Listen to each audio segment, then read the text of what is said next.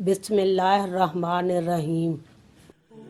मिशकात शरीफ के मुताबिक हदीस नंबर 132 उस्मान रज़ियल्लाहु ताला अन्हु से रवायत है कि जब आप किसी कब्र के पास खड़े होते तो वहाँ इस कदर रोते कि आपकी दाढ़ी तर हो जाती।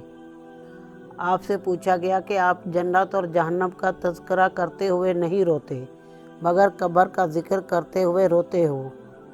तो उन्होंने बताया कि रसूलुल्लाह सल्लल्लाहु अलैहि वसल्लम ने फरमाया, बेशक कब्र मनाज़िल आखिरत में से पहली मंजिल है, बस अगर उससे बच गया तो उसके बाद जो मनाज़िल हैं वो उससे आसान तर हैं, और अगर उससे नजात ना हुई तो उसके बाद जो मनाज़िल हैं वो उससे ज़्यादा सख्त हैं।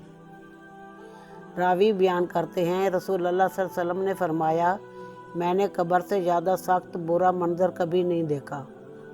तिरमिज़ी, इब्ने माजा और इमाम तिरमिज़ी ने फरमाया ये हदीस गरीब है। असनाद हसन।